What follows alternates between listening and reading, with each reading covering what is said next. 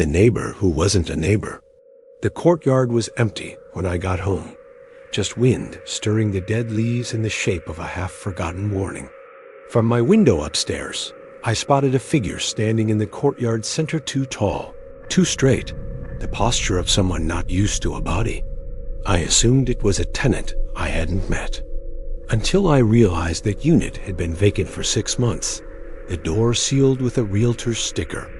When I blinked, the figure faced my building, as if recalculating a path, aligning itself with my window like a compass needle finding north. I stepped back into the dark of my bedroom, hoping to dissolve into the shadow behind me, but its head tilted upward, following the motion precisely. The courtyard lights flickered, each stutter revealing it a hair closer, as though reality allowed it to move only when not fully observed. Old stories from my childhood whispered that certain watchers arrived this way, distant at first, closing gaps with the patience of collapsing dusk. I checked my phone, but the camera struggled, capturing nothing where the figure clearly stood, as though it lived one layer beneath visibility. When I looked again, the shape rested at the base of my building, spine unbending, its chin lifted enough to see straight into my window. I retreated into the hallway, pretending I was simply moving toward the kitchen, but every step carried the hush of being tracked without sound. The air thickened, the way it does when something newly awakened tries to match a room's temperature, studying how to exist among familiar walls. A soft tap echoed against the window pane, measured, gentle, like knuckles still learning the purpose of knocking. I didn't look. That's how stories go wrong. Eye contact gives these things a name, and names invite permanence. The tap stopped, followed by a long slide of something tracing the glass, mapping the dimension between outside and in. When the courtyard lights went dark entirely, the room brightened in a strange way, shadows pulling tight against the corners, as if clearing space. Footsteps began inside the courtyard stairwell, too heavy for a person, too slow for any normal ascent, each one landing with hollow certainty. I closed my bedroom door soft enough to hide the sound, knowing silence sometimes convinces intruders, human or not, that you're already gone. The steps reached my floor, then paused, the hallway shifting under a weight that felt directional, like in tension with bones. A ripple of cold pressed under the doorframe, exploring the perimeter of the room, tasting the edges of where I stood. Something brushed the carpet outside my door, a sound like fabric stretched across unfamiliar limbs, dragging itself into arrangement. The knob twitched once, barely a tremor, as if it only needed to understand how handles work before trying again. My pulse sensed with the quiet around me, the moment tightening like a held breath, waiting for whoever or whatever stood inches away. The knob turned further, a slow arc, careful enough to suggest learning rather than rushing, like a creature mimicking human habits. I whispered nothing, just let my exhale tremble in the dim, hoping the dark would swallow it before the thing outside could claim it. Then the knob released. The footsteps drifted back down the hallway, but not retreating, more like pacing, remembering the path to my door. When I dared to look out the window again, the courtyard was empty, though the lights remained off and the center seemed freshly disturbed. Stories root themselves in truth. Someone once warned me that watchers practice first, imitating the threshold before crossing it. If you're here reading this, keep your windows locked tonight. These things test boundaries, the way humans test opportunities. And if you want more stories pulled from places most people avoid thinking about, you can stay close to the channel. Dark corners stay safer when more eyes are on them. It isn't gone. I hear it exploring the stairwell again, steps slower now, confident, patient. I think it knows my door opens inward. The man with the borrowed voice. I heard him first while walking the service road behind the old freight station, where the air always feels like it's holding its breath. His voice floated out from the dark between the train cars, calling my name in a way that felt like someone reading it from inside my chest. I didn't recognize the tone, but it dragged a familiarity behind it. The way a dream drags pieces of your real life into places they don't belong. When I stepped closer, the voice repeated my name, slower this time, as though he'd only just learned how to shape the syllables. Folklore from my hometown warned about things that echo voices they haven't earned, practicing them like borrowed clothing. A shape unfolded from the shadows, long, thin, and hinged in the wrong places, like a sketch learning to stand upright. It spoke again, the voice trembling as if the creature had to remember how lungs worked, how breath configured itself into language. I felt it listening between the words, studying the gaps, mimicking the human parts, while deciding what to keep. His outline flickered, not like an illusion, but like something adjusting its own structure to match what it believed I wanted to see. Every step it took sounded delayed, as though the noise came from a different version of the creature trailing behind.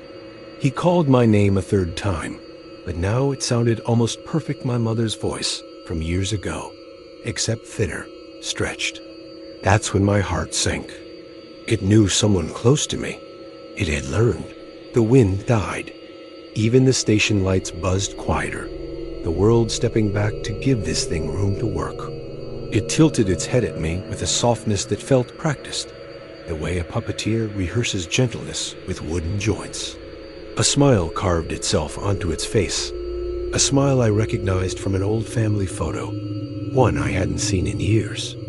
The creature wanted more from me than fear. It wanted a template, a blueprint of human expression to copy and wear. My body wanted to run, but running felt like giving it a shape to chase. Stillness seemed safer, though nothing about that moment deserved safety. Its arm reached out, long enough to touch me without stepping closer, fingers trembling as if they were learning weight. When the tips brushed my coat sleeve, an icy pressure pressed into me, not cold, just empty, the way deep caves feel empty. The thing whispered my name again, now perfect.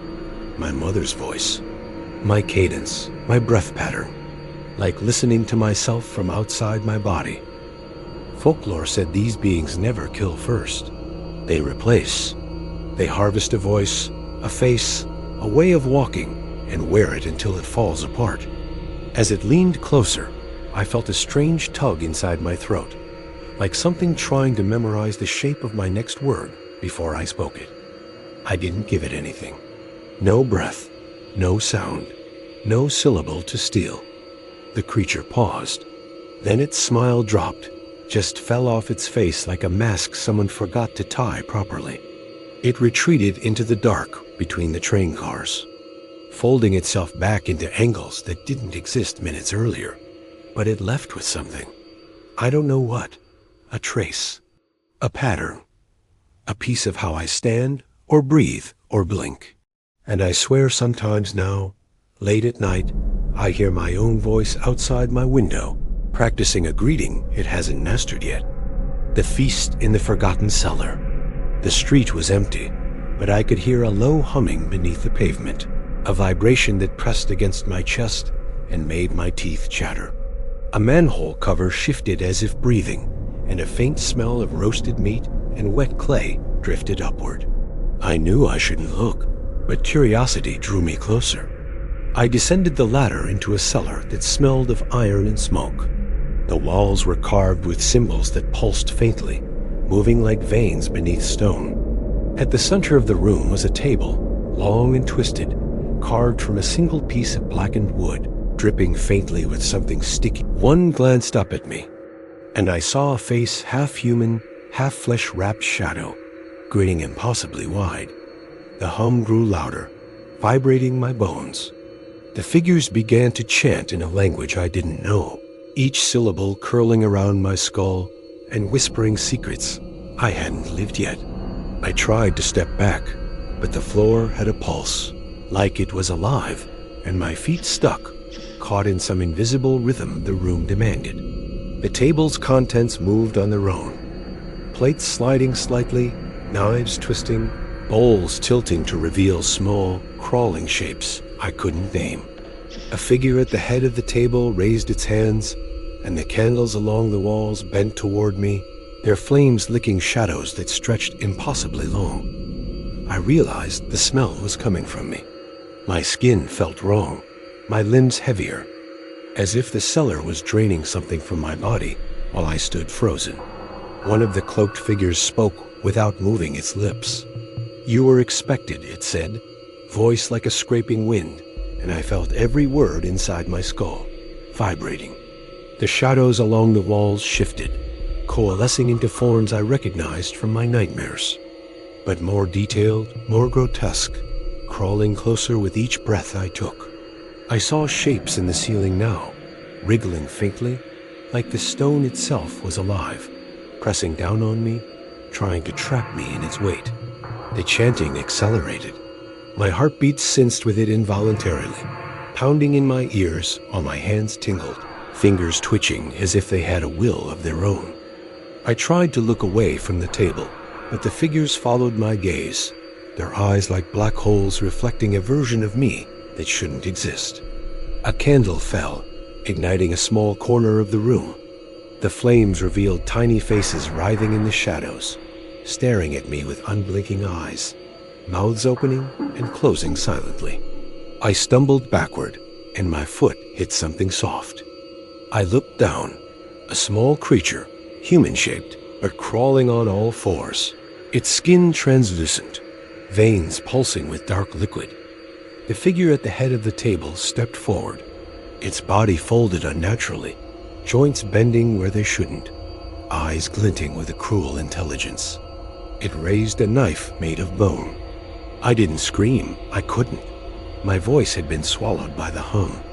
Now a living thing pressing against my throat. I tried to escape, but the cellar twisted around me.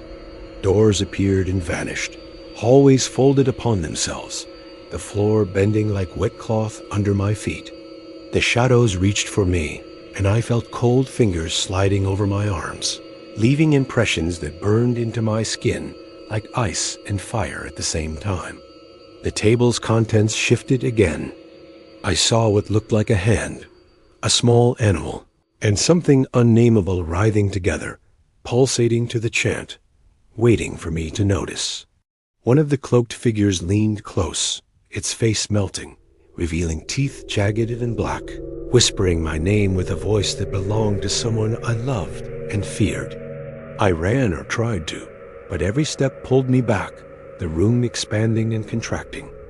A living organism feeding on my panic. The hum became a roar, deafening, vibrating every bone in my body. Shadows swirled around me, some stretching impossibly tall, others crawling under my skin, leaving trails of cold. I tripped and fell onto the table. Its surface was slicked, moving beneath me like water, carrying me closer to the head of the circle, toward that grotesque smiling figure. Something pressed against my chest, unseen hands, or maybe weightless shadows, pushing, folding me into the center of the ritual, bending my vision into spirals of light and darkness. The chanting reached a crescendo.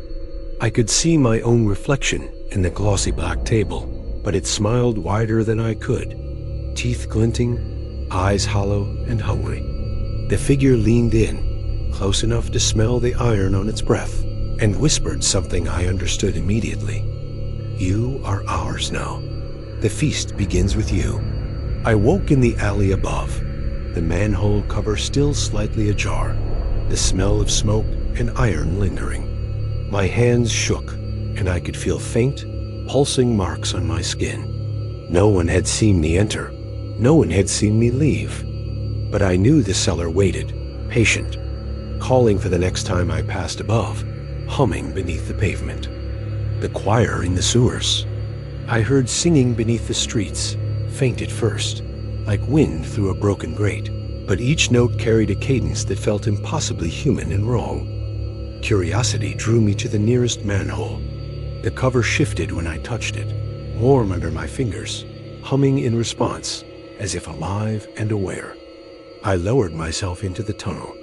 Water dripped from the ceiling, each drop echoing, forming a rhythm that matched the distant choir, now pulsing in my chest. The walls were lined with shapes, twisted, crawling silhouettes that recoiled when I looked directly, only to flicker into grotesque forms when my gaze wavered. Candles floated along the edges of the water, flickering in patterns that suggested words, warnings, or invitations. I couldn't tell which, and I feared both. The singing became clearer, full of harmonies that twisted my perception.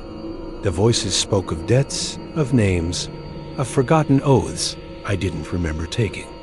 I stumbled forward and saw them, cloaked figures kneeling in a shallow pool, their hands submerged in dark liquid that rippled unnaturally, carrying whispers to the surface. One figure lifted its head. Its face was human, then stretched and warped, teeth elongated, eyes dark as the water, reflecting versions of me I didn't recognize. The floor beneath me pulsed like it had a heartbeat. Each step I took sank slightly, and I felt fingers maybe real, maybe not curling around my ankles. The choir swelled, notes bending, harmonies warping into shapes I could almost see. Faces, hands, and mouths pressed against the stone walls, screaming silently. I tried to backtrack, but the tunnel twisted impossibly, stretching farther than it should, looping back on itself, the shadows flowing toward me like living water. A floating candle drifted directly into my path, revealing a figure kneeling with its head underwater, skin peeling like wet paper, humming the same impossible note again and again. The walls began to bleed faint colors, pulsing slowly, forming eyes that blinked with subtle intelligence, staring directly at me as if judging my presence. I felt the water rise around my calves, icy and sticky, tugging at my shoes, threatening to pull me under. Yet the singing didn't stop, and the voices seemed to encourage me forward. A shadow stretched across the ceiling, crawling in impossible directions, folding over itself, whispering phrases I couldn't understand, but felt deep inside my memory. One of the cloaked figures rose, limbs bending unnaturally, folding into angles no human body could maintain, and moved toward me, hands outstretched as if offering choice I couldn't refuse.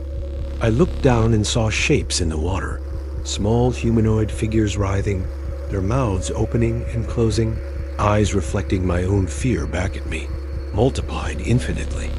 The singing became chanting, and I realized I could understand it now. Join us, name forgotten, debt owed, blood given, light swallowed. Each word vibrated through the walls. I tried to run, but the tunnel's floor undulated, lifting me slightly, rotating me in circles. The shadows clung, wrapping around my arms and legs, cold and unyielding. One candle ignited along the far wall, revealing grotesque faces pressed into stone. Some smiling, some screaming silently, all watching, all waiting for me to falter. A figure knelt in front of me, suddenly. Its face split vertically, revealing another face beneath, whispering a melody that I could feel in my chest, bones humming in response. I stumbled backward and tripped over a small mound, which shifted into a hand reaching out of the water, skeletal yet fleshless, its fingers curling toward me, urging me forward. A choir's sound intensified, now echoing within my skull, dissonant, bending space around me. I could feel reality stretching, bending, waiting for me to break. I forced myself to focus and sprinted toward a dim light at the tunnel's end. The shadows recoiled slightly, but stayed close, whispering warnings I couldn't forget. A door appeared, old iron, rusted yet intact. I pushed it open, and suddenly the tunnel vanished. I was on the street, wet, shivering, the echo of that choir still thrumming in my bones. No one saw me emerge. The grate above me lay silent, lifeless, but I knew the singing continued beneath the streets, patient, waiting for the next curious soul. The market that shouldn't exist. The market appeared overnight, stretching across streets that weren't supposed to exist, tents and stalls glimmering faintly under a moon that hung too low. I stepped between them, the smell of rotten fruit and burnt metal filling my nose. and realized the air itself was humming, almost whispering in a language I couldn't name. Vendors stood behind stalls, faceless, hands moving independently as they arranged goods that shouldn't be edible. Teeth, feathers, and glassy-eyed animals that twitched as I passed. A small child approached me, skin pale and translucent, eyes too large, and whispered something I understood instinctively. "You've been expected. Don't touch the wrong thing." I turned to leave, but the streets had shifted, tents folding in on themselves, stalls rearranging, forming a labyrinth I hadn't walked into before. Each step echoed unnaturally, bouncing from nowhere, and the shadows stretched too long, crawling over walls, over tents, over me, whispering my name. The vendors' hands moved faster, shaping items I couldn't recognize, masks stitched from flesh, bottles filled with writhing shapes, dolls that looked like grown humans trapped in miniature. One stall opened toward me, glowing faintly, offering a tray of small black seeds. When I touched them, I felt memories that weren't mine. Voices, screams, laughter, all folding into my mind. A figure appeared above the crowd, draped in tattered robes, face hidden beneath a dark hood. But I felt its eyes pierce through me, assessing, measuring, waiting. The air thickened, pulsating with a slow heartbeat, as if the market itself was alive, breathing around me, drawing me deeper into its impossible maze.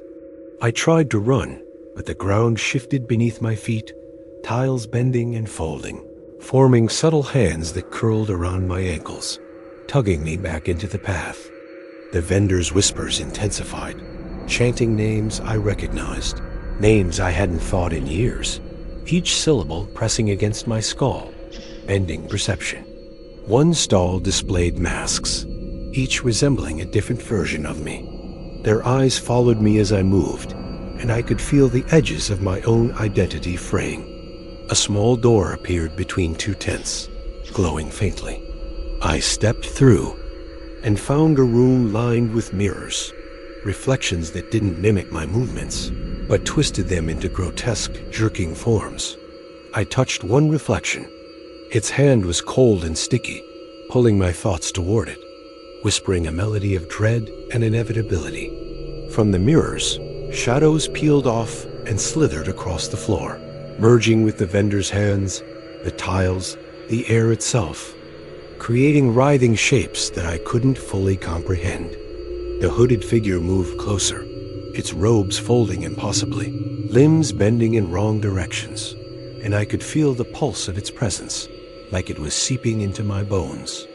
The market hummed louder, voices blending into a single note that vibrated through my chest, tugging at my heartbeat, syncing me with the rhythm of the stalls and shadows. A stall to my left displayed small glass cages containing tiny figures writhing in silent agony. I realized they were echoes of people who had passed through this market before me. The child appeared again, standing on a table, eyes glowing faintly. It whispered, "Pick one, or they'll pick you." My stomach twisted at the implication, heart thudding. I tried to backtrack, but the streets had multiplied, stretching into impossible geometry, tents overlapping, shadows crawling from nowhere, following me no matter which way I turned. The hooded figure raised a hand, and all stalls shifted subtly, objects moving in unison, creating shapes in the shadows that resembled faces grinning at me.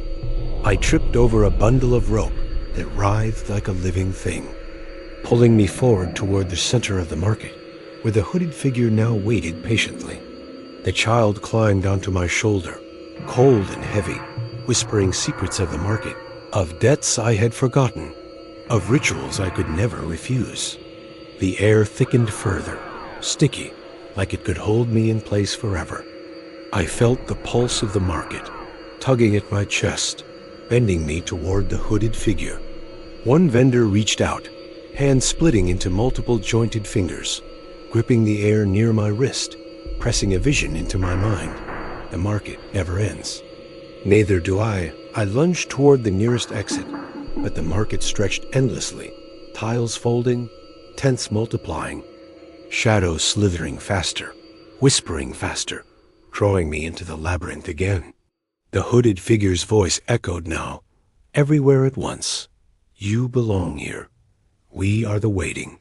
Each word pressed against my chest, my lungs, my bones. Finally, I stumbled out onto a street. I recognized, alone, the hum fading but still present, faint beneath my feet. A reminder that the market was always below, waiting for the next curious soul.